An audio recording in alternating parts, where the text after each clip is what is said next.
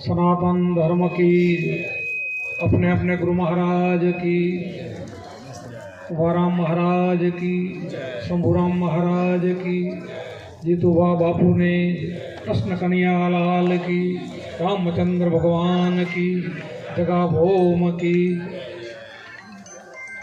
आज आपणे आनंद मुकामे जगसी भाई ना घरे जे आपने आमंत्रण मळ्युं, वायके एमणे गोठव्यो। पछी अमारे काले बाबूभाई ने धनजीभाई एमनी मंडली छे। पछी मैं सांभळ्या प्रमाणे हीराभाईना घरे वायक छे, ते पछी तेजाभाईना घरे हूँ सांभळ्युं छे। मैं 4 दिवस आप्या था એટલે બધા ભાઈઓ સમજીને કીધું ગોઠવી દેજો ને ઘણા દિવસ પછી તમારા બધાના ભાઈઓ બહેનોના દર્શન થાય, બધાને મારા જય ગુરુ મહારાજજી। હમણાં ટૂંક સમયમાં આપણા ઘણા બધા વાઇફ થઈ ગયા।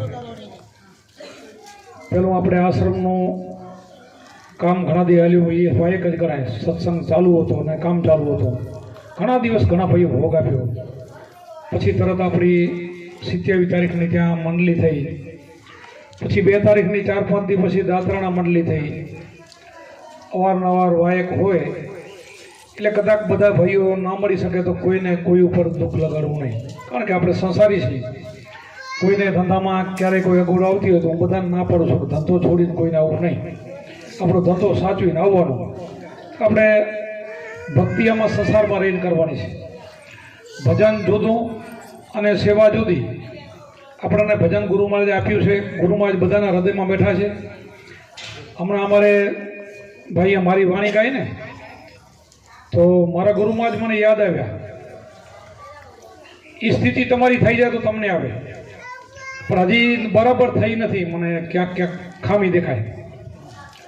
એ સ્થિતિ થઈ જાય ને તો એ ગુરુની એટલી બધી મહેર છે। મને એટલે યાદ આવી ગયું, મારું હૃદય ભરાઈ ગયું કે મને નાનપણની અંદર મેં 9 વાણી બનાવી હતી, થોડાક વેરાગમાં, 6-8 મહિનાના વેરાગમાં। પછી અમારા ગુરુ મહારાજજી મારી વાણી બેનો ગાતા હતા ગામના, એટલે સાંભળી ગયા એટલે એમ મને ન કીધું કે વાણી તમે સારી નથી બનાવી, પણ ઘરે મને બોલાવી કે મને વાણી તો તમે બહુ સારી બનાવી છે, પણ અત્યારે આપણે આ વાણી કરવાનો સમય નથી, અત્યારે ભજન કરવાનો સમય છે। તો આપણે ક્યાંક ભજનમાં કડી ખૂટે છે। ભજનની કડી ખૂટે એટલે બધું જ ખૂટે એમ। ભજનની કડી ખૂટે એટલે તમે ગુરુના વચનમાં રહી જ ન શકો। ગુરુ મહારાજે તમને વચન આપ્યું, ભજન આપ્યું છે, એમાં તમે નથી રહ્યા એટલે ખૂટે। અને અમારું હૃદય ભરાઈ જાય ને, અમે નથી ચૂક્યા એટલે અમે તમને કહી શકીએ। અમે ચૂકી ગયા તો તમને આ બોલીને હગી કાંઈ, અમે ક્યારે પણ ગુરુનો વચનનો લોપ નથી કર્યો અને ચૂક્યા નથી। પછી બાપુ એમ બોલ્યો, અમારા ગુરુ મહારાજ એમ બોલ્યા કે બેટા હું તમને વાણી બનાવવાનો સમય આપીશ। હવે તમે વિચાર કરજો, અમારી ધીરજ ને તમારી ધીરજમાં કેટલો ફરક હું તમને બતાવવા માંગુ છું। હું તમને તક આપીશ વાણીનો, ત્યારે વાણી બનાવજો। હવે સાંભળવા જેવી વાત છે, ઘણા વર્ષો નીકળી ગયા, અમારા ગુરુ મહારાજે દેહ પણ છોડી દીધો, તો મારી ધીરજ નથી ખૂટી। પછી ડાયા ભગત થોડાક બીમાર પડી ગયા અને પછી યાદ શક્તિ ઘટવા માંડી, વાણી ભૂલવા માંડ્યા, ત્યારે મને મારા ગુરુમાં જ યાદ આવ્યા કે આવું થઈ જાય તો આપણે પછી તો કાંઈ ન કરી શકીએ। ત્યારે મેં યાદ કર્યા અને પુકાર કર્યો। હું ત્યારે આધોઈ રહેવા જતો રહ્યો અને મારી પ્રાર્થના સાંભળી અને મને રાતના 4 વાગે ઉઠાડ્યો। આ સત્ય બોલું છું, એ જ ભણકાર, એ જ શંભુરામ બાપા, એ જ અવાજ, બીજો અવાજ નહીં કે બેટા જાગશો, બધા બાપા જાગું તો લઈ લે બોલપેન, લઈ લે એક બુક, મન લખવા। આ વાણી તમે અત્યારે ગઈ નહીં, પહેલી મારી વાણી બનાવેલ છે ને એટલે મારું હૃદય ભરાઈ જતું હતું। આ ગુરુની કૃપા છે। ગુરુ દરેકના હૃદયમાં બેઠા છે। ગુરુ બહાર, આપણને એમ થાય કે જો 2 વર્ષે 12 વર્ષે અમારા ગુરુ મહારાજ આવ્યા છે, પણ ગુરુ મહારાજ તો અંતર જ છે જ, આપણા અંતર્યામી છે, અંતરને જાણવાવાળા છે। તો એ તમારો સમાચાર આવે કે બાપુ મારે વાયક રાખવું છું, તો મારી એક જ વાત કે તમે બધાએ હળી મળીને ભાઈઓ ભેગા મળીને સત્સંગ કરો તો આવું। હવે મને હતી તો તકલીફ કમરની એટલે નતો આવતો, કે બીજું નહોતું એટલે નતો આવતો, એવું નહોતું, કમરની તકલીફ હતી એટલે મારે નહોતો એટલે આ હું આડું દેતો હતો કે ભાઈ તમે બધા એમ ભાઈઓ મળીને, અને એ મારો સવાલ સાચો કહેવાય ખોટો? તમારા બધા ભાઈઓનો મનમેળ હોય તો હું કેટલો રાજી થઉં. હવે આ મનમેળ કરવામાં વાર કેટલી લાગે હું ઘણું નહીં કહું, પણ અમારી સમાજમાં જેને ખૂન ખરાબા 5 ખૂન કર્યા નાખ્યા ને એની અમારી સમાજે ભેગા બહાર્યા ને અત્યારે ભાઈચારાનો દૂધ ચોખા ફેરા ખાય છે. તો આપણે તો કોઈને મારી નાખ્યો તો છે નહીં, કાં તો કોઈ કે કાગડા ઉપર કાગડો નાખીને આપણી કોઈક વાત ઉડાડી દીધી હોય એમાંથી કાંઈક થયું હોય, કાંક તો બીજી કાંઈક વાત હોય. વાત નજેવી ભાગ આપણે ગુરુ કર્યા પછી ને મારા ગુરુ મહારાજે એક વખત મારા હાથમાં હથિયાર હતો. અમે દરબારના દીકરા અને શેઠેથી વાડી મારી દૂર 4 કિલોમીટર આવતો હતો, મારા હાથમાં ધાર્યું હતું. બોલો કોઈ પકડું ને તેથી મારા હાથમાં હતું. અને શંભુરામ ને મારા બાપુ બેઠા હતા અને દરવાજા ડેલીના દરવાજામાં અંધારામાં રાતનો નીકળ્યો હતો અને ગામમાં આવી ગયો અને મોઢું દેખાય એવું થઈ ગયું. અને ત્યારે જ બેઠા મને મોટો પડ્યો બે બેઠા મારા બાપુ ને મારા ગુરુમાં અને અમારી ડેલીના આવું પર હવે ઘરમાં જવું કેમ ના પાછું કરાય. મને સંકોચ પણ થયો કે આપણે હાથમાં શોભે નહીં. એવું તો મને થઈ ગયું થવું જોઈએ પાછું, એવું થયો. અને એ કાંઈ બોલ્યા નહીં. મેં જારીને રાખી દીધું હથિયારને પછી પગે લાગ્યો, કાંઈ બોલ્યા નહીં બાબુ. પછી ઘરે ગયો તે શંભુરામ બાબુ હથિયાર આપણે ક્યારે ઉપાડવાનું હોય ખબર છે? તમે તો ભલે છત્રી છો, જરૂર પડે તો આપણે ભગતને હથિયાર ન પડે. બધા આજથી પ્રતિજ્ઞા આજ દી સુધી મેં હથિયાર ઉપાડ્યું નથી. તે પછી અમારે માથાકૂટું ઝઘડા ગામમાં થયા હશે ને તો એ મેં હાથમાં નથી પકડ્યું. આ ગુરુની ટેકું છે અને ગુરુનું ટેકું રાખીને તો જ આપણા કામ થાય. ન જેવી વાતમાં આપણે ભાઈ ભાઈથી વિખવાદ કરતા હોય, કુટુંબથી વિખવાદ કરતા હોય. કોઈ કે અમે સ્વામિનારાયણ શું તમે સ્વામિનારાયણ છો? ક્યાં છો સ્વામિનારાયણ? કોઈ કે અમે સ્વાધ્યાય છીએ, પણ કઈ જગ્યાએ તમે સ્વાધ્યાય છો? કોઈ કે અમે ગુરુમુખી છીએ, ક્યાં છો ગુરુમુખી? એમ ગુરુમુખી થાય એના બીજી ભાત પડી જાય, એનો બીવું બદલી જાય, બીજું બની જાય. કે પહેલાંના આપણા આચારો વિચારો કેવું વર્તન હતું એ બધું જ બદલીને શું વિચારો, સારા સંસ્કારો, સારા વિચારો, સારી મનની ભાવના બધું સારું બની જાય. અને બધાના ઘરમાં મારો પરમાત્મા બેઠો છે, બધે મારો રામ બેઠો એ હું દેખાય તો ભાઈચારો કેવો વધે? દરેક ધર્મની અંદર કોઈ ધર્મ જૂઠો નથી. જેમાં ગયા ને એ જઈ જાણે તો બધું બરાબર છે. એમાંથી પછી પગથિયે અસલી રસ્તો મળી જાય, પણ કોઈ રસ્તામાં બરાબર હાલતા નથી. બંધ કર્યો.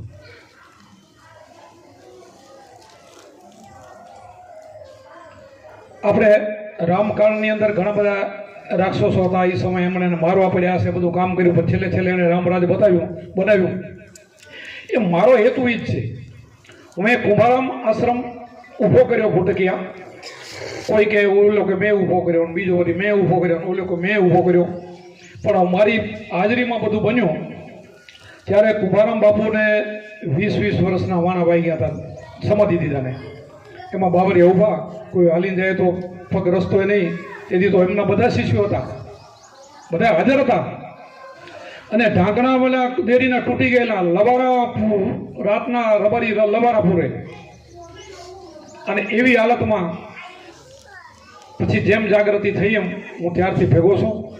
અને ભેગો રહીને મેં એવી ભાવનાથી કર્યું છે કે આશ્રમ તો પછી બન્યો, પણ પ્રથમ વરામાં જ્યારે અમારી મંડળી થઈ ત્યારે ઓથ કરીને એવું કરીને કર્યું હતું. અહીંયાથી મગારામાં આવ્યા હતા. પછી મારા બાબુ અમે બધા ભેગા રહીને વિચાર કર્યો કે કેમ કરવું, તો કાંઈક થોડાક અહીંયાથી પૈસા લઈએ. મોહણા એમના ગુરુભાઈ એક છે મોહણા સત્સંગને ભીખુભાઈ ગયા. હાલ આપણે બહુ નથી દર્શાવવું, પણ થયોની વાતો કરું છું. અને પછી આશ્રમ આપણે ઊભો કર્યો. પછી આશ્રમની અંદર 1000 વાર ઝઘડા થયા હશે ફક્તમાં, પણ મેં બધાનું સમાધાન કરાવ્યું છે. બધા એનું સમાધાન મેં કરાવ્યું છે. એમાં જેટલા કહેવાય એવી પરમાત્માએ ગુરુ મહારાજ અમારા ભગવાન બેઠા એમની એવી બુદ્ધિ મારી કરી નાખી. તો મને કોઈ વિકાર નહીં, મને કોઈ ક્રોધ નહીં, મને ગમે એટલું ભૂંડું મારો કરે તો મને દુશ્મન લાગે નહીં. એમ કરીને આપણે આશ્રમને ત્યાં લઈ ગયા. અને આજે આશ્રમ ધમધોકાર આપણો હલે છે.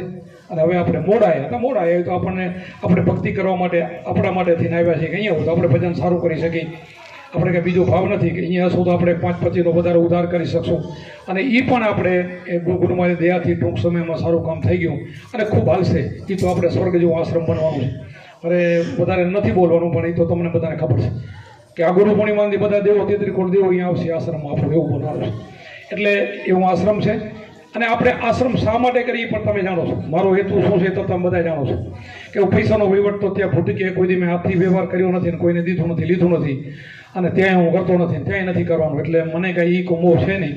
એટલે હળીમળીને એ તમારો આશ્રમને કરવાનો. હવે વાત હું અત્યારે જે કરવા માંગુ છું ને એ આપણે બધાને એ કરવાની છે કે બધા જ મારા ભાઈ બહેનો છે, બધાના ઘટમાં મારો ભગવાન બેઠો છે, બધાનો બાપ એક છે, આપણે એક બાપના સંતાનો છીએ. તો આપણે એવા ભાવથી રહેવાનો. કોઈ જરાક કે એટલી વારમાં તો આપણે થનથની ઉઠી એવું કાઢી નાખવાનું છે. એ કાઢો તો મુક્તિ છે, તો પલમાં મુક્તિ, કાંઈ નહીં. ગુરુજીના નામની ભક્તિ દિલમાં તો મુક્તિ પલમાં. અને ભક્તિ દિલમાં આવી જાય તો આ બધું કામ ક્રોધ નીકળી જાય. એક ઉભારામાં એક વાણીમાં કીધું ને, સદગુરુ માર્યા શબ્દના ઝટકા કર્યા કામ ક્રોધના કટકા, ભાગી ભાગી દિલને ભાતું અંધારા મટી અંધાર ઘટકા, કે અંધારો મટી જાય, અજ્ઞાન મટી જાય, કામ ક્રોધ લોભ મોહ મટી જાય, બધું જાતું રહે અને સુવિચારો આવી જાય, બધું નીકળી જાય. પણ શેનાથી? ભજનથી. પણ ભજન કરવું જોઈએ. અસમરણને ભજન કહેવાય, ધ્યાન ભજનને કહેવાય. એ ભજન આ ગાઈએ તો વાણી વિલાસ છે. અને આમાંથી સંતોની આપણે વાણી ગાઈએ તો એમાંથી કાંઈક નીકળે એટલે એ જરૂરી છે. આપણે વેદ વાંચીએ તો વેદમાંથી કાંક ને કાંક નીકળે. અહમ બ્રહ્માસ્મિ તત્વમસી કે કાંઈક નીકળે.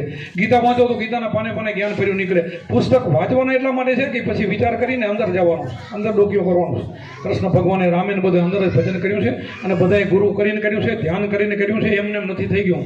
એમને એમ કોઈને ભગવાને કોઈને કે એમ કોઈ સંતે ને કે કોઈને એ છે ને આ ચામડી ચીરાય તો લોહી નીકળે. આ બધું બધાને જેને છે ને પુરુષાર્થ કર્યું, જબરજસ્ત કમાઈ કરી છે. આ જેટલા સંતો થઈ ગયા, અવતારો થઈ ગયા, પોતાના ગુરુને સંતોને સેવા કરી છે અને એમાંથી નીકળાય.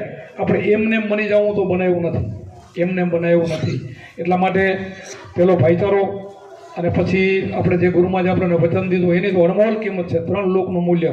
એટલે વચન તો કદાચ માથું જાય તો ન જવું જોઈએ. વચનની તો એટલી બધી કિંમત છે. બીજું બધું છૂટી જાય તો ભલે આ ન છૂટવું જોઈએ. આ બીજાને હરખામણીએ વચન ના આવે. બીજાને કોઈ મંત્રનો એમ ન કહેવાય કે 3 લોકનું મૂલ્ય છે. તો એ ગુરુનું વચન જેવું છે. કબીર સાહેબ કીધું 3 લોકનું મૂલ્ય, પાતાળ, આ મૃત્યુ, સ્વર્ગ અને 3 ભેગા કરો તો ગુરુના શબ્દને તોલે આવે. શું કામ? 1,84,000 મટાડવા વાળું છે. બીજો તો પુણ્ય મળે ને ફરી પાછું ભોગવવાનું તમારે આવવું પડે. બીજું જે કરો કોઈ સ્વર્ગ મળે તો દેવાનો પુણ્ય ભોગીને ફરીને માના ન ઉતારીને આવવું પડે. એ તો ખૂટી જાય.